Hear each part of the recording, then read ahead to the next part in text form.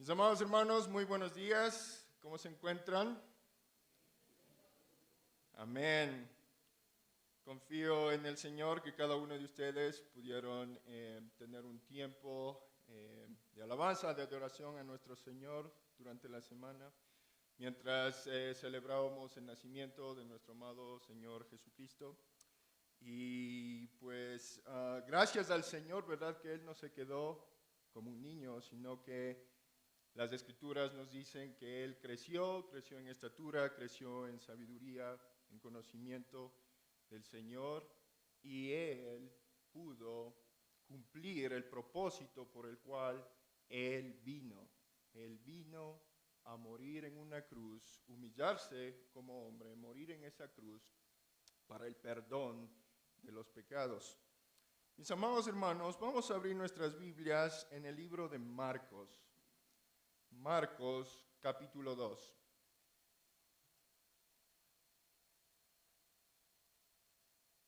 Cada uno de nosotros estamos ya experimentando días de terminar este año, ¿verdad? Y si cada uno de ustedes son como yo, la mayoría de los años yo tengo resoluciones para el año. Y me ha pasado que muchas de las veces cuando llego al final del año y empiezo a mirar a las resoluciones que yo tomé para poder realizarlas durante el año, me encuentro que la mayoría de las veces no las he cumplido, ¿verdad? No sé si a usted le pasa eso, o solo soy yo que tengo resoluciones y no las cumplo. Pero hay una frase en inglés que dice que no importa cómo comiences, lo que importa es cómo terminas, cómo terminas. Y eso me anima mucho, porque en los altos y bajos de todo el año, lo importante es terminar bien, terminar bien. Y quizá en esta mañana, mis amados hermanos, el enfoque o el objetivo que quiero que ustedes puedan tener es el hecho de terminar bien, terminar bien. Así que, mis amados hermanos, antes de abordar este texto en cuanto a una de las historias más memorables de la vida y ministerio del Señor Jesucristo, me gustaría empezar pensando en una pregunta, ¿ok? La pregunta es la siguiente: ¿cuál es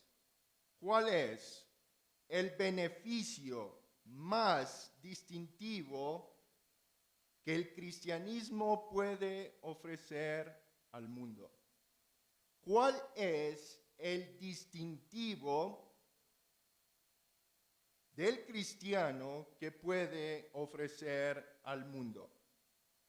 Y quiero que puedan pensar en esta pregunta. ¿Cuál es el distintivo que yo como cristiano puedo ofrecer al mundo? Bueno, compartir a Cristo. Yo creo que va a haber muchas respuestas, ¿verdad? Como por ejemplo, hay quienes piensan que el ejemplo o el legado que ellos pueden dejar acerca del cristianismo es una suerte de moralidad, por ejemplo. Una suerte o especie de enfoque ético de la vida. Hay otros que piensan que el gran legado del cristianismo es una responsabilidad social, por ejemplo. Otros quizá piensan que el cristianismo realmente ofrece una plenitud, ofrece satisfacción, ofrece un verdadero propósito para la vida. En definitiva, mis amados hermanos, hay quienes piensan que el mayor beneficio del cristianismo es proporcionar cierta felicidad, una felicidad religiosa. Esto es lo que algunos piensan que pueden dejar como legado un beneficio del cristianismo. Ahora, mis amados hermanos, existe un gran beneficio que ofrece el cristianismo. Y este beneficio, mis amados hermanos, realmente es el Evangelio. es el evangelio de nuestro Señor Jesucristo.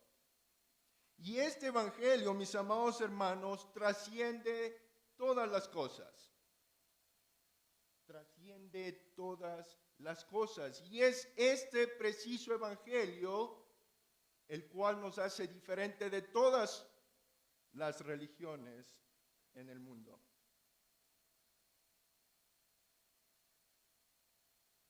Pero para entender un poquito más en cuanto al beneficio que el evangelio ofrece, mis amados hermanos, nosotros debemos preguntarnos cuál es la necesidad del hombre. ¿Cuál es realmente la necesidad que tiene el hombre? ¿Tiene acaso alguna necesidad el hombre? La salvación de su alma. Es correcto. Mis amados hermanos, ¿qué es lo que condena a la gente al infierno? El pecado. Y quizá coincidimos que es el pecado, pero mis amados hermanos, no solamente es el pecado. Y lo que necesitamos entender es que la gente está condenada al infierno por el pecado no perdonado. No perdonado. ¿Por qué? Porque para que hubiera perdón, necesita haber arrepentimiento. Necesita haber arrepentimiento. Mis amados hermanos, el infierno está plagado de personas los cuales los pecados no han sido perdonados. Pero por otra parte, nosotros vemos que el cielo está adornado por todos aquellos por los cuales sus pecados han sido perdonados. Y esto por medio del arrepentimiento.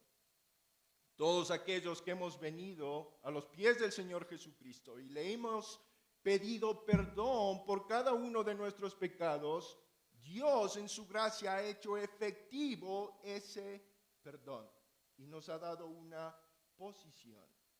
Amén. ¿Han experimentado eso, mis amados hermanos?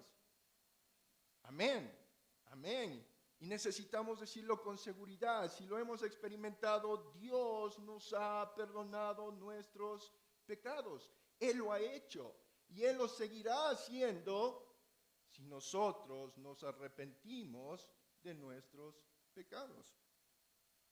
Y mis amados hermanos, esa es la mayor necesidad del ser humano. Ser trasladado del infierno al cielo. La salvación. La salvación. Mis amados hermanos, solo el cristianismo ofrece precisamente este beneficio, el perdón de los pecados. La mayor necesidad de toda alma es el perdón divino de todo pecado. El mayor beneficio del cristianismo, entonces, mis amados hermanos, es la provisión de ese perdón completo de los pecados. Miremos juntos, mis amados hermanos, un par de textos que afirman y reafirman esto. El primero de ellos es Hechos, capítulo 13, versículo 38.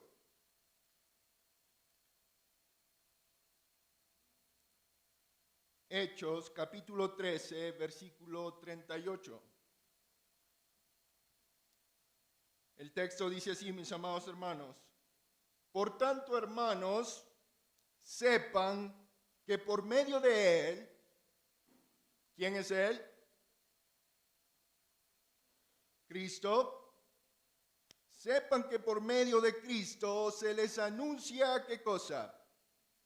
El perdón de los pecados, dice, y que se concede a todos los que creen. Los que creen. Cuando creemos, mis amados hermanos, en el Evangelio, nosotros podemos recibir perdón de nuestros pecados. Efesios capítulo 1, versículo 7.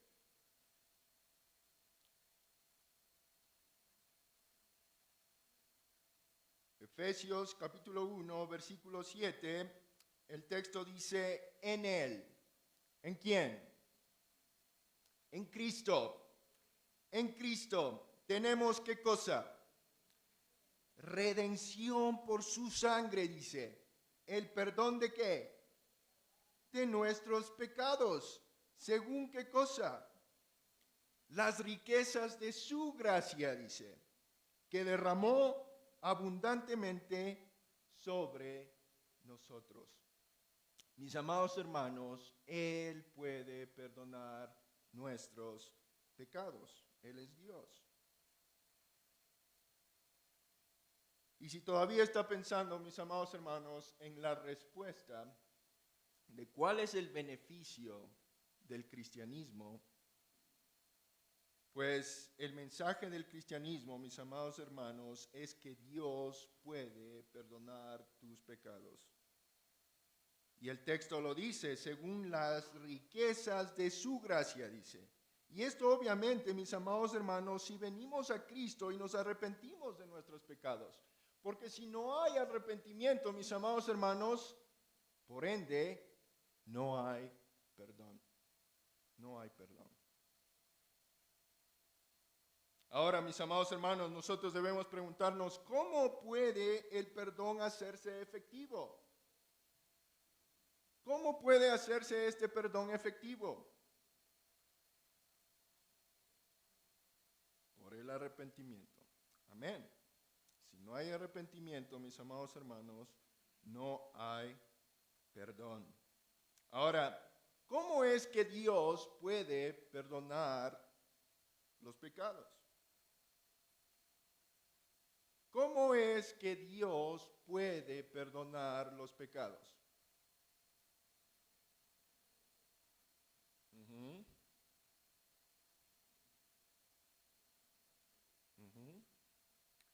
Mis amados hermanos, Dios puede perdonar los pecados porque su justicia fue satisfecha en la muerte de su Hijo.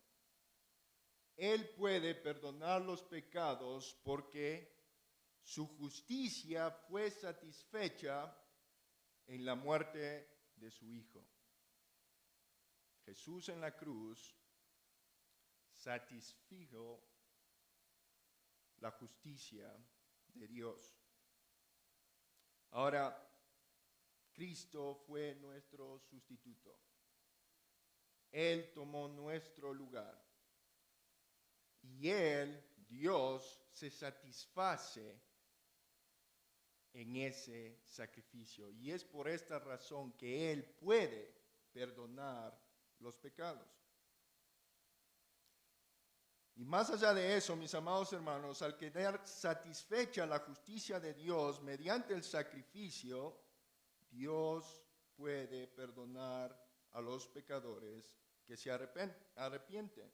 Pero no solo aquellos que se arrepienten. El texto nos dice aquellos que creen, que creen.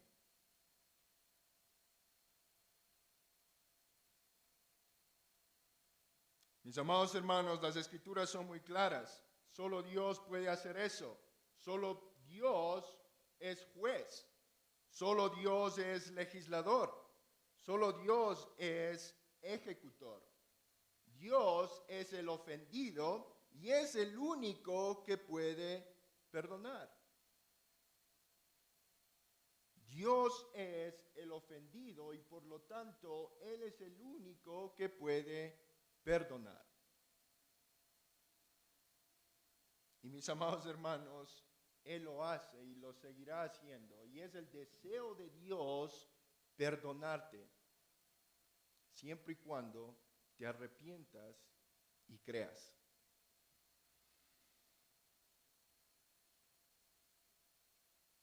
Mis amados hermanos, Marcos capítulo 2, vamos a ver justamente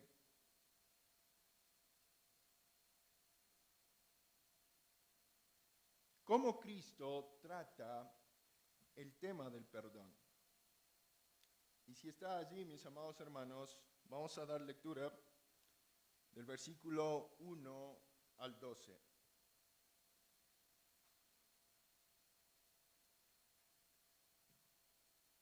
El texto dice así: habiendo entrado de nuevo en Capernaum, varios días después, se oyó que estaba en casa, y se reunieron muchos, tanto que ya no había lugar ni aún a la puerta.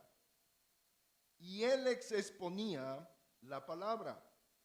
Entonces vinieron a traerle un paralítico llevado entre 4.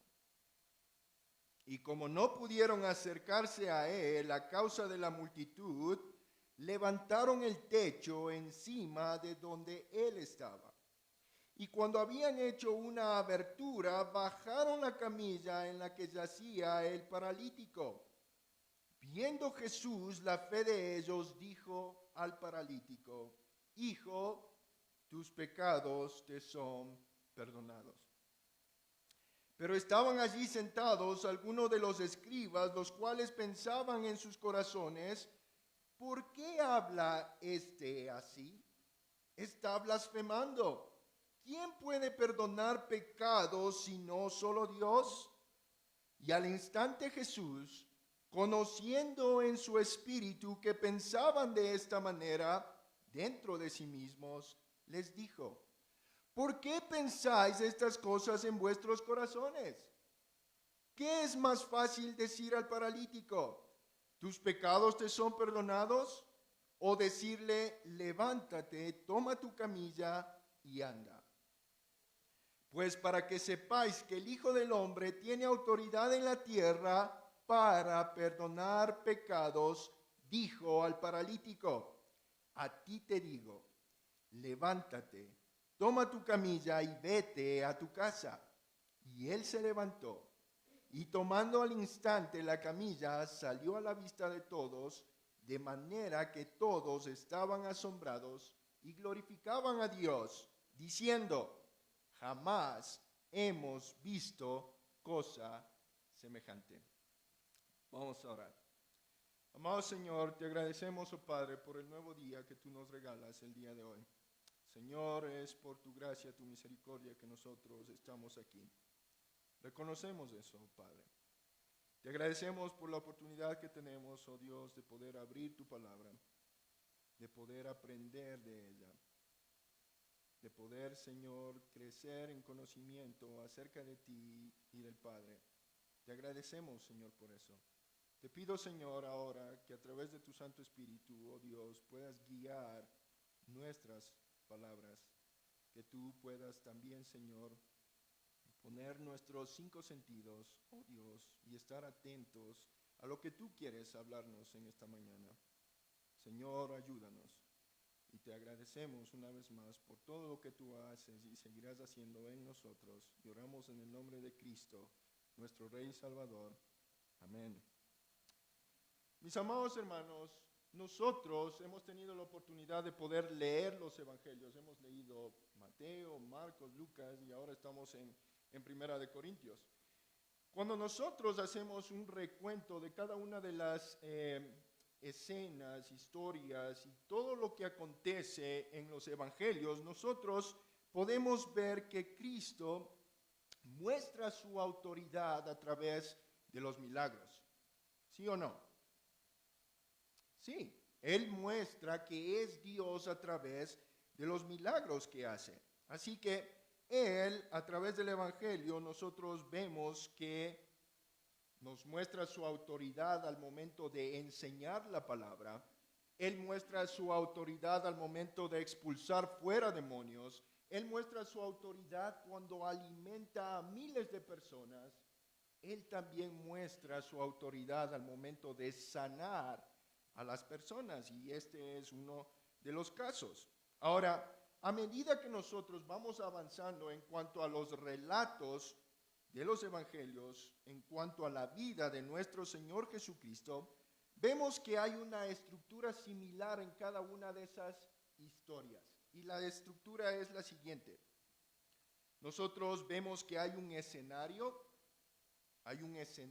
en cada una de las historias, hay una acción y también hay una reacción. Hay tres cosas, esa es la estructura de cada una de estas historias que se relatan en los evangelios.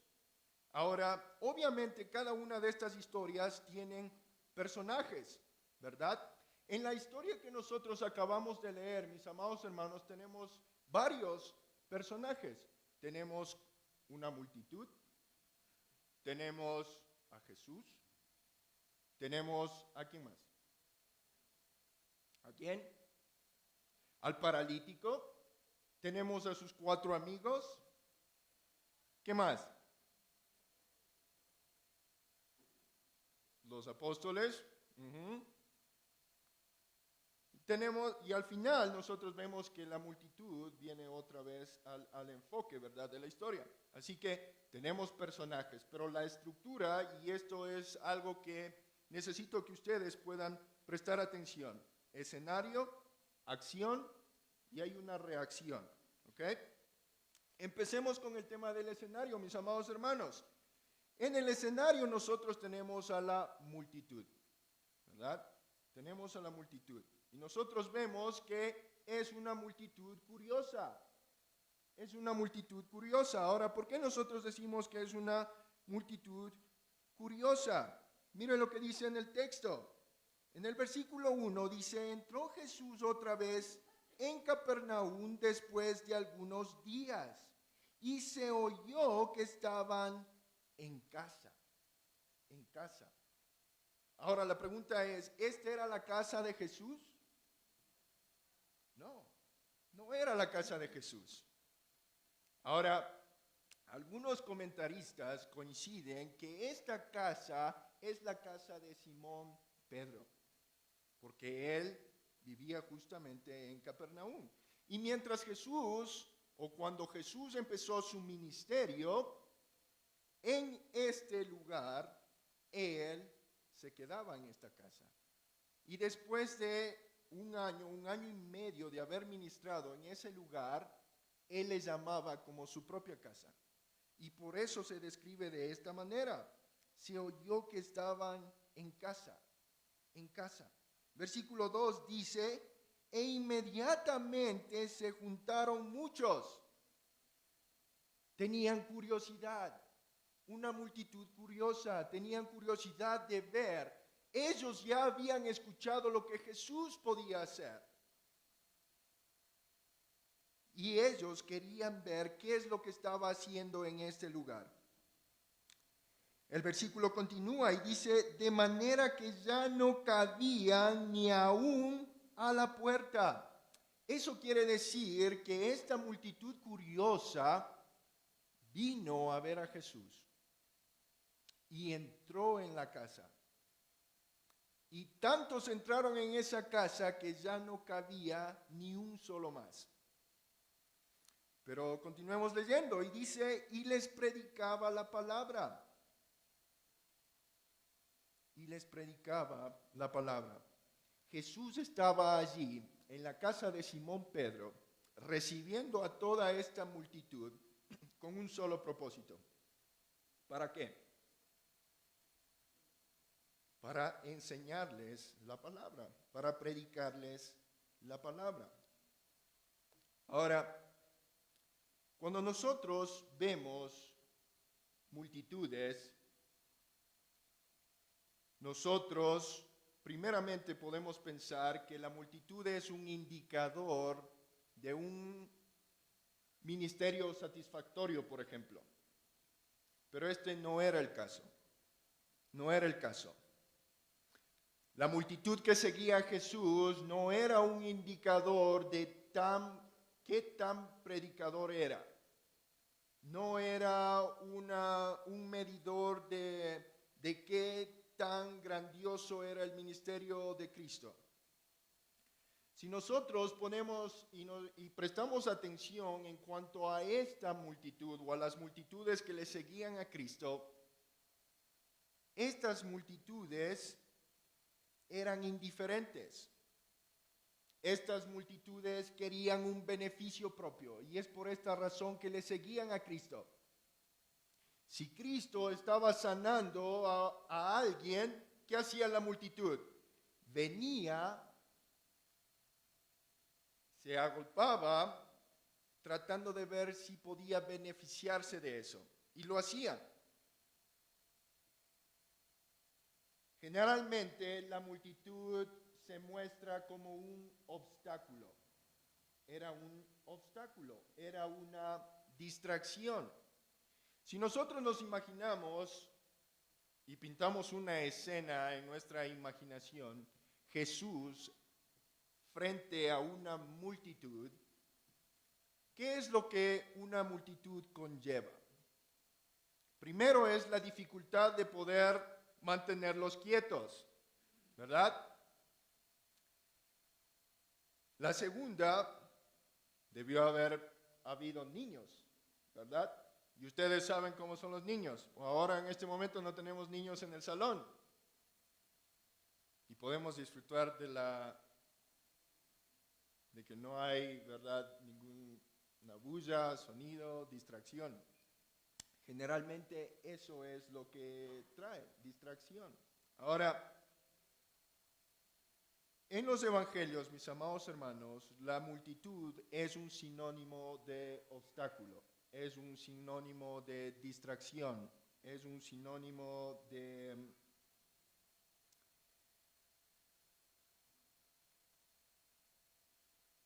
no poder contener.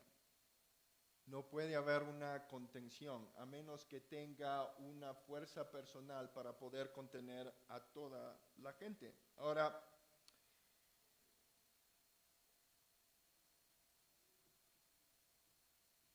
en el otro lado de la multitud también nosotros vemos que existen personas que verdaderamente siguen a Jesús por sus enseñanzas y verdaderamente ellos quieren saber quién es Él y aprender acerca de Él y crecer por medio de Él.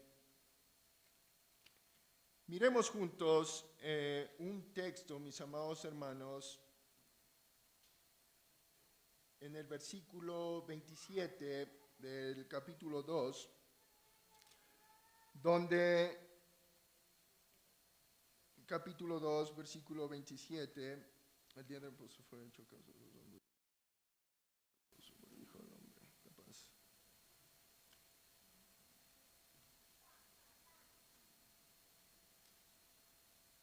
No está bien el capítulo 12. Es el versículo 12 al final. Es del versículo 12 al final, mis amados hermanos, donde resalta, nunca hemos visto tal cosa.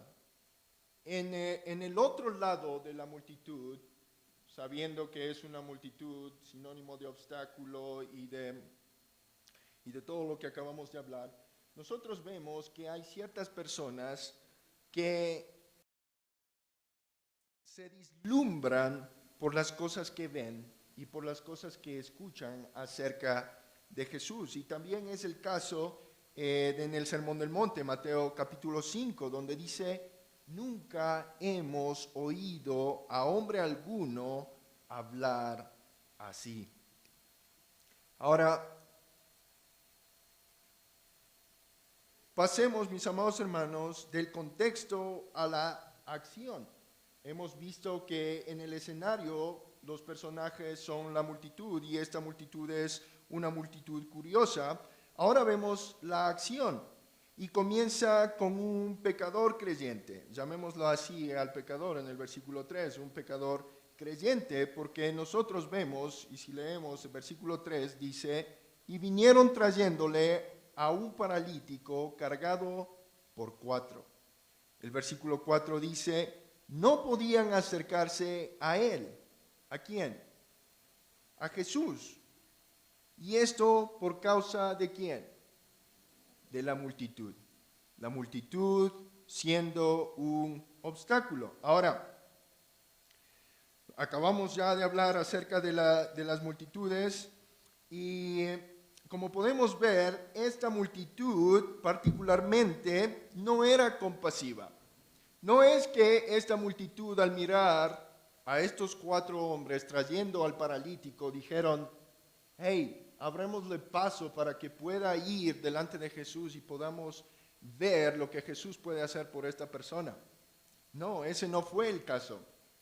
Estas personas, como vimos al inicio del texto, estaban a reventar. No había ni un lugar para una sola persona. Entonces, por esta razón, no podían pasar. Ahora, hay otro texto paralelo en Lucas capítulo 5, específicamente en cuanto a este mismo texto de Marcos, y allí podemos ver en el versículo 18, dice, y he aquí unos hombres trajeron en una camilla a un hombre que estaba paralítico y trataban, dice, ¿de qué cosa? De meterlo. Trataban de meterlo, dice, y ponerlo delante de Jesús. Ahora, ese trataron, allí nosotros podemos ver que hubo una persistencia, ¿verdad? Ellos trataron, no pudieron, trataron de vuelta, intentaron y no pudieron. Bueno, siendo que ellos no pudieron, ¿qué es lo que pasó? Versículo 19 de Lucas capítulo 5. Y no hallando, dice, cómo introducirlo debido a la multitud, subieron a la azotea, dice. Subieron a la azotea. Ahora nosotros podemos ver, mis amados hermanos, que estos varones intentaron poder llevar a su amigo paralítico delante de Jesús. Ellos no solo se quedaron mirando de fuera la multitud que estaba repleta en la casa, y ellos no dijeron, ¿sabes qué? Será para la próxima. Nosotros evidentemente vemos que ellos insistieron, tuvieron una insistencia. Ellos creían. ¿Y en qué creían, mis amados hermanos? Que Jesús lo podía sanar. Ellos creían que Jesús lo podía sanar y por esta razón, mis amados hermanos, ellos intentaron, persistieron. Siendo que no pudieron entrar por la puerta principal, ¿qué hicieron? Fueron a la azotea. Mis amados hermanos, la multitud siempre se percibe como un obstáculo. Siempre se percibe como una barrera, como en este caso fue una barrera para que esta persona pudiera ir hasta delante de Jesús. Ahora, otra de las cosas que nosotros debemos tomar en cuenta es que la multitud es inflexible. La multitud no tiene compasión, la multitud es indiferente a la necesidad de las personas, de los otros. Al mismo tiempo, mis amados hermanos, vemos a los 4 amigos, ¿verdad?, que son insistentes. Ellos buscan la manera de poder llevar a su amigo delante de Jesús con la razón de que ellos creen que Jesús lo puede sanar. Ahora, hay algo interesante en este texto y quiero que cada uno de ustedes pueda imaginar y pueda pintar el escenario de esta manera. Nosotros, bueno, yo he empezado a buscar e indagar un poquito en cuanto a esto, ¿verdad? Porque muchas de las veces nosotros tenemos un concepto errado de cómo sucedió esto. Nosotros, muchas de las veces también he visto específicamente en historias para los niños, por ejemplo, en cuanto a esta misma historia, donde hay una puerta que se levanta del techo. Pero esto no es así, ¿ok? Ahora, les decía que ustedes imaginen, las casas en ese tiempo eran construcciones o edificaciones de una sola planta. Y nosotros hemos visto, en nuestro medio hay edificaciones de una sola planta. Ahora, este tenía un salón principal en medio de la casa. Era el lugar más grande donde podían ellos recibir a las personas. Y esta edificación tenía una escalera en la parte de fuera. Obviamente tenía un techo. Ahora, lo interesante de todo esto es cómo eran construidas los techos. Los techos, nosotros podemos ver, historiadores en cuanto al tema, dicen que los techos eran construidos con vigas, unas vigas gigantes que iban de un lado de la casa a la otra, ¿okay?, cubriendo lo que era el techo. Encima de eso, ellos usaban ramas, ponían ramas, ¿okay?, cubriendo todo el techo. Encima de eso, ellos ponían una especie de paja. Una especie de paja. Nosotros conocemos lo que es una paja, ¿verdad? Pero si nosotros tomamos en consideración, paja no creo que se críe en el lugar, en Capernaum, en Belén, ¿verdad? Entonces, debió haber sido una especie de paja que ellos usaban. Y ellos, encima de todo eso, usaban barro. Usaban barro, ¿ok? Entonces había una capa de barro que cubría todo eso. Ahora, si ustedes se imaginaron todas estas cosas, ahora imagínense cuando los amigos de este paralítico subieron al techo y ellos empezaron a pensar, ¿dónde es que podría estar Jesús? Porque antes de ponernos a cavar para poder hacer el agujero, y un agujero grande donde pueda pasar la camilla de este paralítico, nosotros debemos saber exactamente dónde es que está Jesús. Porque si no, ellos van a excavar en una esquina y no va a descender frente a Jesús, va a descender detrás de la multitud otra vez. Entonces van a regresar al primer problema, ¿verdad? Así que otra de las cosas interesantes, mis amados hermanos, y que nosotros ya vimos en el texto, es que Jesús estaba enseñando. Ahora, ustedes imagínense, Jesús está enseñando, como yo estoy ahora delante de ustedes hablando, y de repente empiezan a cavar en el techo. Empiezan a cavar en el techo y empiezan escombros a caer en medio. Imagínense ustedes la distracción que tienen cada una de estas personas. Y aún Jesús tratando de entender qué es lo que está pasando afuera. Pero nosotros vemos, mis amados hermanos, que finalmente ellos hacen una excavación del tamaño donde este paralítico puede pasar y puede descender a los pies de Jesús. Ahora, no sé si eso le resultó a usted interesante, pero a mí me resultó muy interesante, ¿ok? En cuanto a la distracción, en cuanto a lo específico del lugar donde tenían que excavar para ser exactos y poder descenderlo delante de Jesús. Pero lo más interesante viene ahora. Sigamos leyendo. Dice que Jesús ve su fe. Jesús ve su fe en el momento que los ve descendiendo. Vamos a leer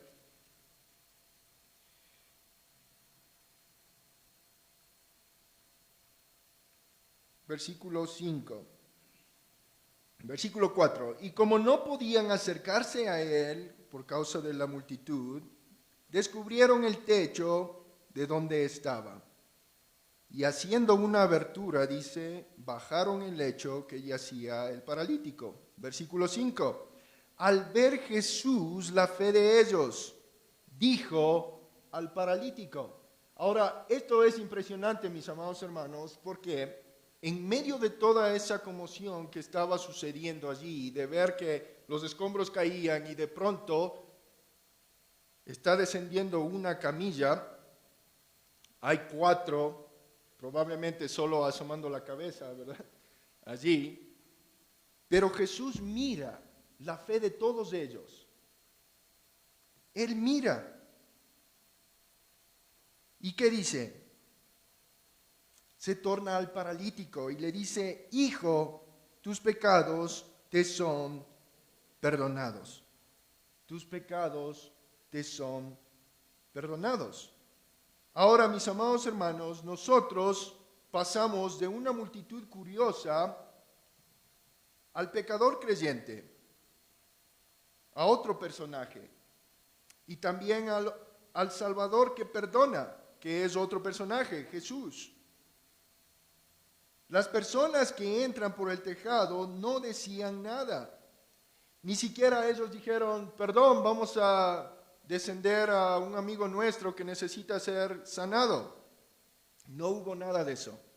Pero Jesús toma la iniciativa y nosotros vemos en el versículo 5 y dice: viendo la fe de ellos, le dijo al paralítico: hijo, tus pecados te son perdonados.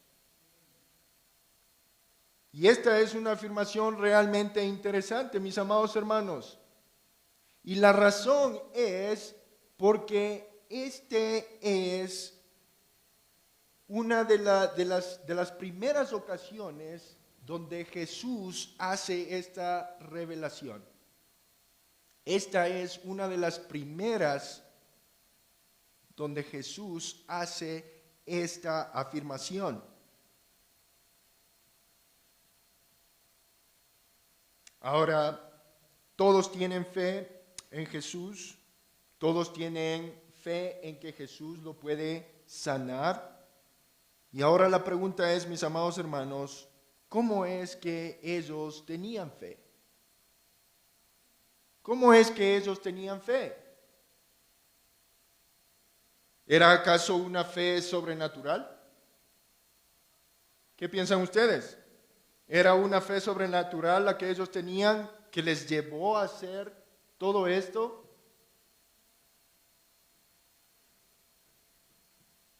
No era una fe sobrenatural, mis amados hermanos. Era una fe natural. Era una fe humana. Era una fe que nosotros experimentamos. Como por ejemplo, cuando nosotros necesitamos experimentar una cirugía. ¿Cómo es que nosotros podemos dejarnos dormir? ¿Cómo es que nosotros nos podemos dejar llevar a una sala? ¿Cómo es que nosotros podemos confiar en un doctor, en una persona que nosotros lo acabamos de conocer? ¿Cómo es que nosotros podemos hacer eso? Por medio de Jesús.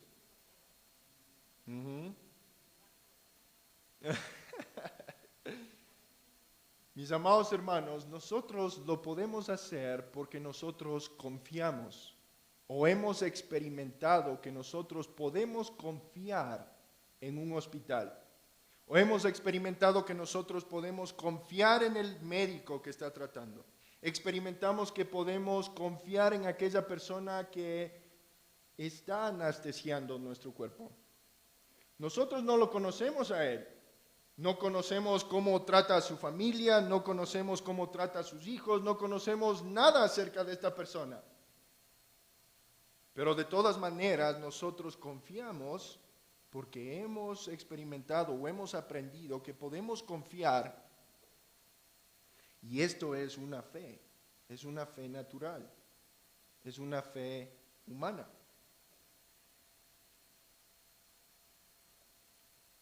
Ahora, evidentemente, mis amados hermanos, estos hombres tienen fe.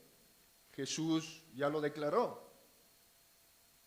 Y ellos tienen fe de que puede sanar.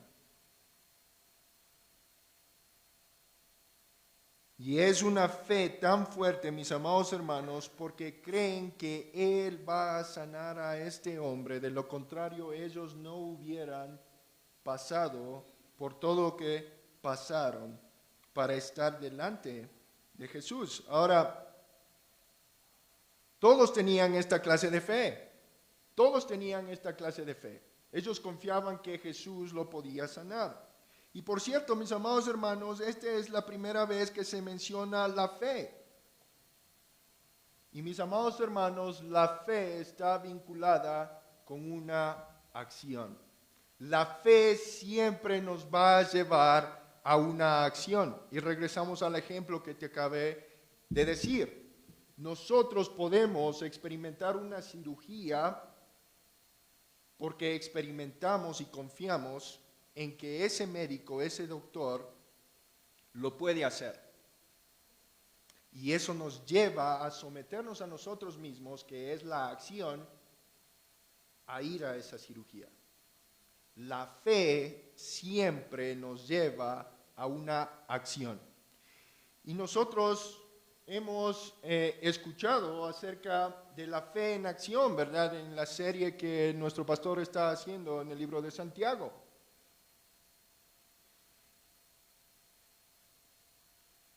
La fe sin obras, dice Santiago, ¿qué es? Es muerta, es muerta. La fe sin obras es muerta. Por lo tanto, mis amados hermanos, la fe siempre nos lleva a una acción. La fe siempre actúa, la fe siempre vence, la fe es persistente, como vimos. Aquellos amigos que cargaban a ese paralítico, viendo que la multitud estaba a reventar en esa casa, ellos persistieron. La fe persiste, la fe se esfuerza, la fe se esfuerza tanto hasta alcanzar el objetivo. La fe se esfuerza hasta alcanzar el objetivo. Ahora, pero el paralítico, cuando Jesús se torna al paralítico y le dice, hijo, tus pecados te son perdonados, obviamente Jesús identificó algo más que solo una fe humana. Una fe que decía que lo podía sanar de su condición. Jesús vio que él tenía necesidad o creía que Jesús lo podía salvar. Eso es lo que Jesús vio. Y por eso Jesús le dice, tus pecados te son perdonados. No los demás, sino el de él. Y vio en él una fe que no era visible para los demás. El paralítico no solo iba con la intención de ser sanado, él estaba delante de Jesús con la intención de ser salvo, de ser salvo. Ahora bien, mis amados hermanos, Jesús no perdona los pecados a menos que el pecador se arrepienta y crea. ¿Estamos de acuerdo? Como les dije al principio, para que pueda haber perdón, mis amados hermanos, necesita haber arrepentimiento y deben creer. Ahora, la pregunta es, ¿qué es lo que vio Jesús en aquel hombre? ¿Qué es lo que vio Jesús en aquel hombre? ¿Qué clase de fe tenía este hombre? Evidentemente no era solo una fe natural. Él tenía una fe espiritual que no era visible para los demás. Y esto, mis amados hermanos, no solo se trata de una sanación, se trata de la salvación. La fe de este hombre, mis amados hermanos, no se limita a creer en el poder sanador de Jesús. Este hombre creía realmente que Jesús era quien ofrecía salvación a los pecadores arrepentidos. Así que Jesús lo vio muy claro. Por supuesto, Él sabe todas las cosas, Él conoce todas las cosas. Jesús no necesitaba a nadie que le dijera que este paralítico necesitaba perdón de pecados. Jesús conocía lo que había en el corazón de este paralítico. Y por esta razón, Él le dice muy tiernamente, hijo, tus pecados te son perdonados. Jesús sabía realmente lo que este paralítico quería. Así que, mis amados hermanos, Jesús en este momento, basándose en su propia autoridad, absolvió al hombre todos sus pecados. No hizo ninguna obra, y él borró la culpa del paralítico. Y este hombre pasó de ser condenado al infierno a recibir el privilegio eterno del cielo. Amén. Ahora bien, mis amados hermanos, nosotros vemos en el texto que hay otros personajes que están allí en medio de la multitud. ¿Quiénes son estos? Los líderes, ¿verdad? Los fariseos. Y a ellos les vamos a decir los líderes hostiles. Así que en el versículo 6, mis amados hermanos, nos encontramos con ellos, donde dice: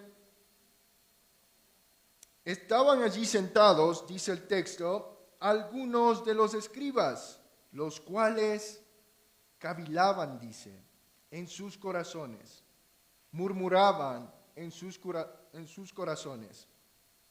¿Y qué es lo que estos escribas decían en su corazón? Y antes de continuar, mis amados hermanos, algo interesante en cuanto a esto, a esta palabra donde dice, estaban sentados allí, los cuales cavilaban en sus corazones, dice, allí hace referencia a sus pensamientos, ¿okay? Dice, murmuraban en sus pensamientos. El tema del corazón tiene que ver en el sentido del pensamiento, porque en las Escrituras, cuando hace una referencia de las emociones, la referencia es en sus entrañas. Es un sentimiento. Cuando él habla de palpar o tener un sentimiento acerca de algo, él habla de las entrañas, lo que hay en las entrañas. Pero en este caso, él dice, cavilaban en sus corazones. Y en el momento que él hace esa referencia, está haciendo referencia a lo que ellos estaban pensando, ¿okay? Lo que hay en su mente. ¿Okay? Entonces, ellos estaban murmurando en su mente, pensando, ¿y qué es lo que estaban pensando?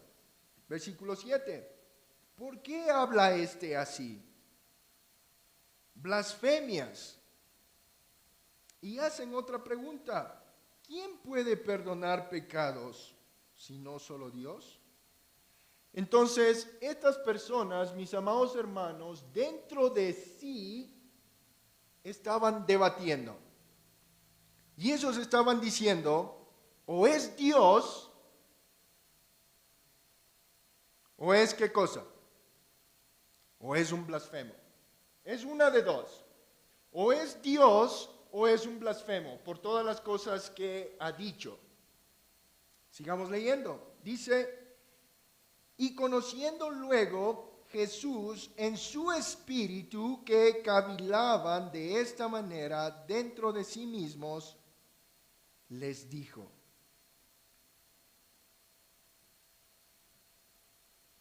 ¿por qué caviláis así en vuestros corazones? Y hasta aquí el texto. Mis amados hermanos, ellos dentro de sí estaban debatiendo saber si era Dios mismo o si era un blasfemo, por haber dicho, tus pecados te son perdonados. Ahora, nosotros sabemos y conocemos que solo Dios puede perdonar el pecado.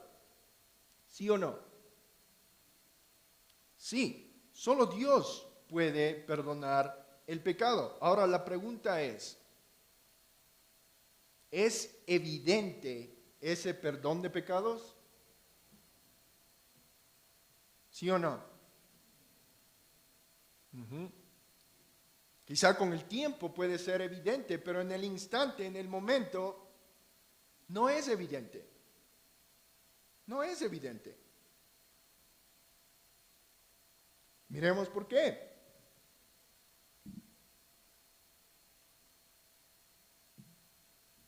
En el momento que ellos empiezan a debatir entre sí, nosotros debemos entender que ellos tienen conocimiento de las escrituras. Eran los escribas, eran los líderes religiosos. Ellos conocían las escrituras, especialmente el Antiguo Testamento. Obviamente el Nuevo Testamento no había sido escrito, estaba siendo escrito en ese momento. Pero ellos conocían el Antiguo Testamento y ellos sabían que Dios era el único que podía perdonar el pecado, y es por eso que ellos se cuestionan y dicen, o verdaderamente es Dios o es un blasfemo. La otra cosa que nosotros debemos de notar es que los escribas estaban allí precisamente con la multitud con un propósito. ¿Y cuál era el propósito de ellos?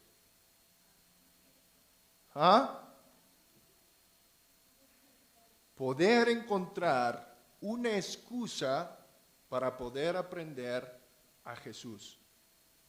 Y esta era una excusa bastante importante para poder prenderlo y llevarlo delante del concilio. ¿Ok?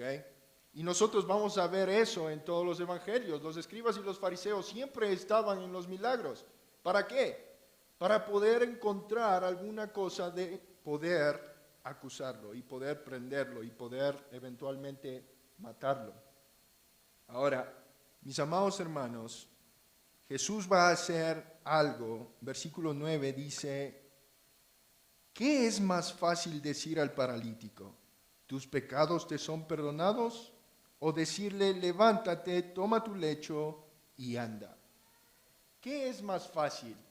¿Decirle tus pecados te son perdonados? ¿O es más fácil decirle al paralítico, levanta, toma tu lecho y anda? Volvemos a la pregunta anterior, ¿verdad? Yo les preguntaba que al decir tus pecados te son perdonados, ¿es algo que evidencia algo? Yo puedo decir, tus pecados te son perdonados. Tus pecados te son perdonados. Incluso los sacerdotes hacen eso, ¿verdad? Ellos dicen, tus pecados te son perdonados.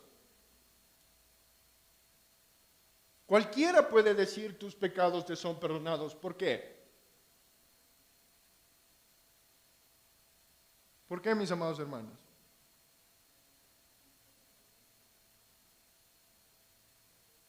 Porque no hay una evidencia visible.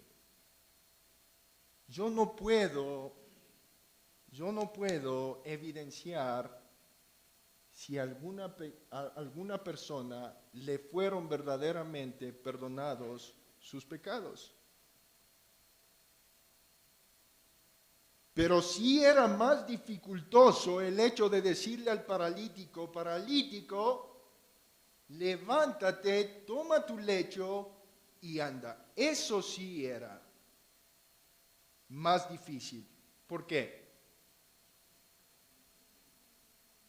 Porque era algo evidente. El paralítico, ¿quién sabe cuántos años llevaba en sí esa parálisis? Y quizá todo el pueblo conocía a este paralítico. Y al momento de ver si este paralítico se levantaba, tomaba sus cosas y salía, verdaderamente era algo que solo Dios lo puede hacer. ¿Sí o no? Amén. Es por esta razón, mis amados hermanos, que Jesús hace esta pregunta y dice, ¿qué es más fácil decir al paralítico? ¿Tus pecados te son perdonados? O decirle, levántate, toma tu lecho y anda. Evidentemente, mis amados hermanos, era más fácil decir algo, porque no hay evidencia, en este caso, de perdonar los pecados, pero sí hay una evidencia, una acción, si esa persona se levantaba, tomaba sus cosas y salía por la puerta. Es como nosotros pudiéramos ir a un hospital y podemos decirles, enfermos, tus pecados te son perdonados. Y muchos de ellos quizá pueden creer en eso. Pero algo muy diferente sería ir a un hospital y decirles, levántense, tomen sus cosas y salgan por la puerta. ¿Qué piensan ustedes que puede pasar?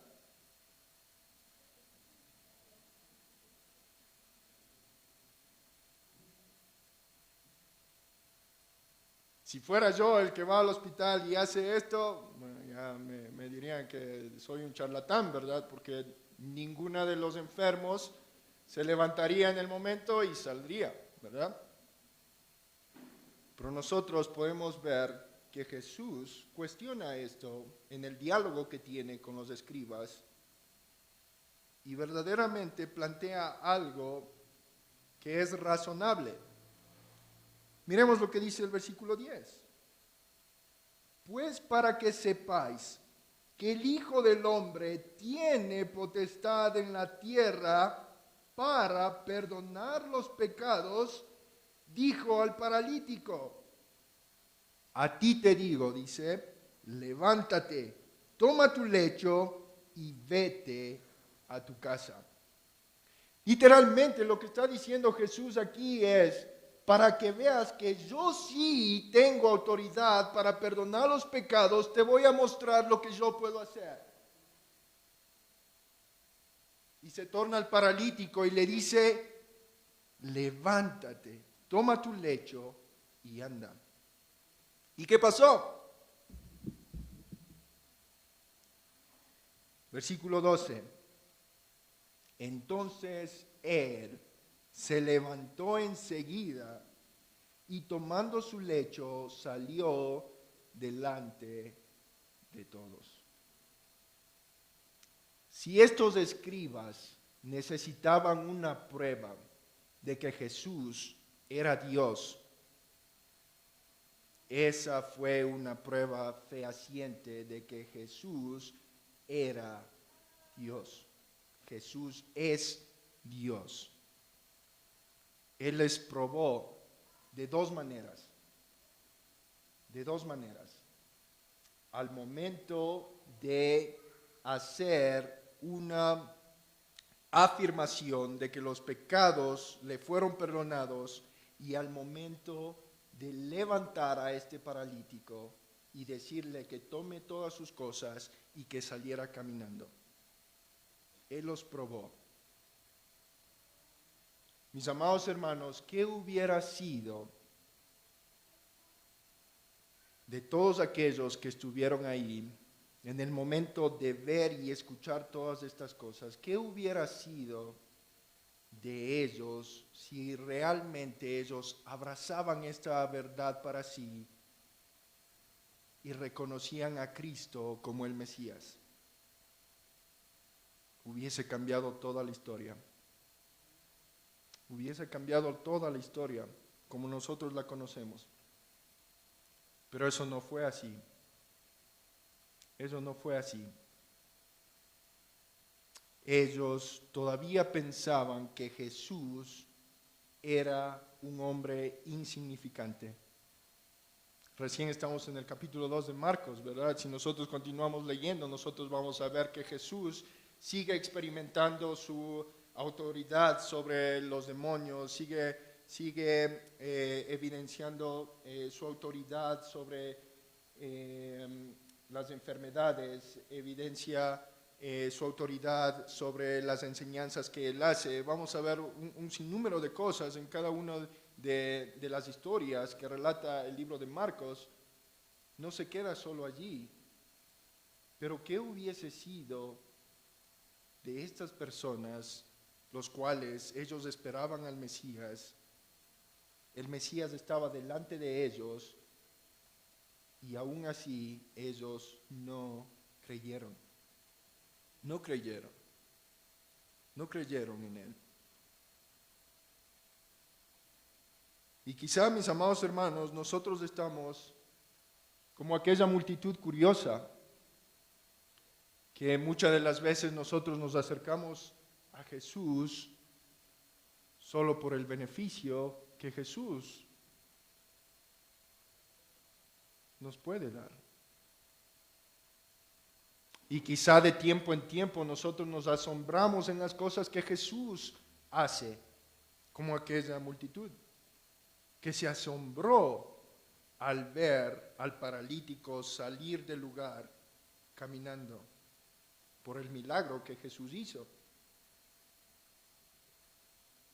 O quizá nosotros estamos como los escribas, debatiendo en nuestra mente, diciendo, ¿verdaderamente es Jesús Dios? ¿Verdaderamente Jesús puede perdonar mis pecados?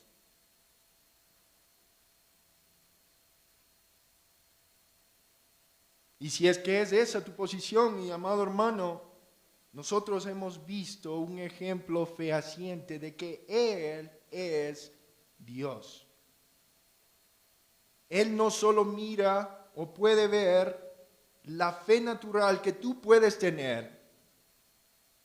Él mira en el interior y Él mira si realmente tienes la necesidad del Salvador. Si realmente tú crees que Jesús te puede salvar.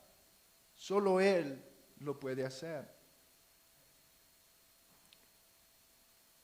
Mis amados hermanos, en esta mañana el objetivo es que nosotros podamos meditar. Podamos meditar realmente en cómo nosotros vamos a terminar este año. Y si es que hay una resolución definitiva donde nosotros debemos tomar y hacer un giro de 360 grados, pues tenemos oportunidad de hacerlo. Tenemos oportunidad de hacerlo. Cristo puede sanar, pero también Cristo puede salvar. Y lo hemos visto en el texto. Ahora la pregunta es, mis amados hermanos, ¿podemos experimentar eso? ¿Podemos personalmente experimentar esto? Amén, amén. Lo podemos hacer. Lo podemos experimentar personalmente. Tanto físicamente, Dios provee para la sanación. Espiritualmente, Dios ha provisto la solución para el perdón.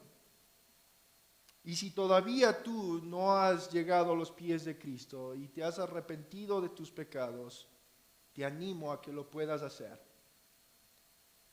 En el deseo de Dios es que cada uno de nosotros nos podamos acercar a Él en arrepentimiento, creyendo en que Él lo puede hacer y Él lo hará. Él lo hará, mis amados hermanos. Y la multitud termina de la siguiente manera. Nunca hemos visto tal cosa.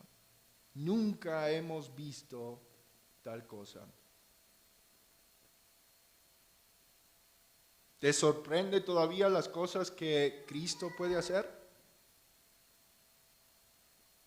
¿O estamos acostumbrados ya a ver las cosas que Jesús puede hacer?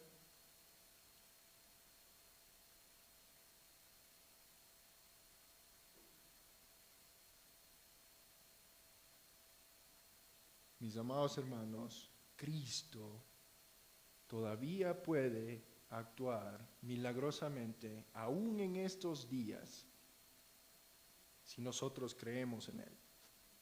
Si nosotros creemos en Él. Y si usted quiere experimentarlo a Él en el día a día,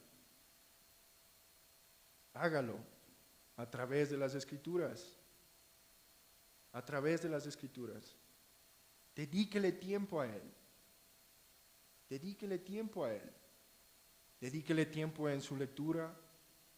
Dedíquele tiempo en la meditación de su palabra, en el devocional. Dedíquele tiempo. Y quizá muchos de nosotros experimentamos el hecho de decir, ¿por qué es que yo regreso al mismo pecado? ¿Y por qué sigo haciendo estas mismas cosas? ¿Y por qué hago esto?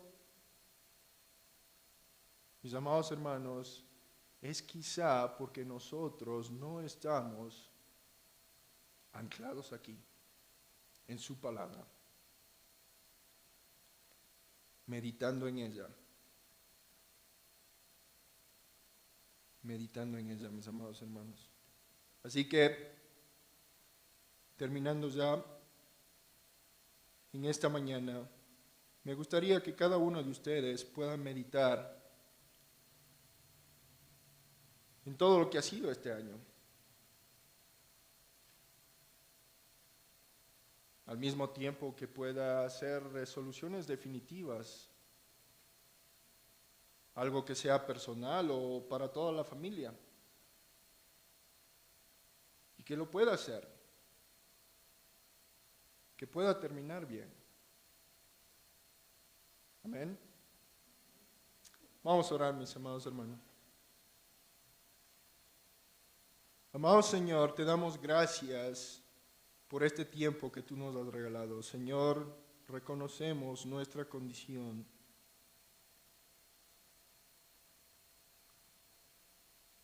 Nosotros somos insignificantes, Señor. Somos pecadores. Reconocemos nuestra condición, oh Señor.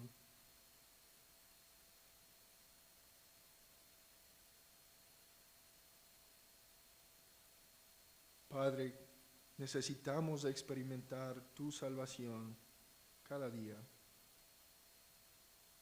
Para esto, oh Señor, necesitamos predicarnos el Evangelio cada día. Señor, gracias porque Cristo vino como un bebé en la encarnación. Pero Él no se quedó allí en el pesebre. Las Escrituras dicen que Él creció, cumplió con su ministerio, cumplió con su propósito de ir a la cruz para que cada uno de nosotros, pecadores arrepentidos, podamos alcanzar tu misericordia a través de su sacrificio. Oh Señor, ayúdanos a abrazar esta verdad y que podamos predicarnos de esta verdad, oh Dios, cada día, y que esta verdad, oh Dios, nos ayude a caminar en el día a día. Gracias te damos, oh Señor, por tu misericordia, por tu gracia para con nosotros. Gracias te damos por tu infinito amor, por tu fidelidad, Señor, que a pesar de que nosotros seamos infieles, tú sigues siendo fiel para con nosotros. Gracias te damos, oh Señor. Bendice, Señor, a cada uno de mis hermanos. Te pido por cada uno de sus familias. Te pido, Señor, que tú les des esa necesidad de poder compartir el Evangelio con cada uno de aquellos familiares que no te conocen. Ayúdales, Señor, a través de tu Santo Espíritu, oh Dios, a poder hablar. Ayúdanos, oh Señor, a poder compartir esta misma verdad con nuestros vecinos. Ayúdanos, Señor. Es nuestra responsabilidad. Permítenos, Señor, experimentar esa fe salvadora. Gracias, Señor, porque nos sigues usando, Señor, nos sigues usando este lugar para la predicación de tu palabra. Gracias te damos, oh Señor. Te pedimos, oh Dios, ahora ya terminando este año, oh Dios, que tú seas fortaleciéndonos, Señor, y que podamos terminar bien, renovados, que podamos empezar el nuevo año renovados al mismo tiempo. Señor, ayúdanos, Señor. Y te dejamos en tus manos todo lo que va a ser este nuevo año, Señor. Planes, propósitos, objetivos. Te dejamos en tus manos, Señor, porque sabemos que tú eres quien guía nuestros pasos. Nosotros podemos planear y podemos tener objetivos, oh Señor. Pero te pedimos, oh Dios, que tú guíes cada uno de estos planes y objetivos. Te agradecemos, oh Dios, porque podemos depender en ti. Y te dejamos en tus manos, oh Dios. Oramos en el nombre de Cristo Jesús, nuestro Rey y Salvador. Amén.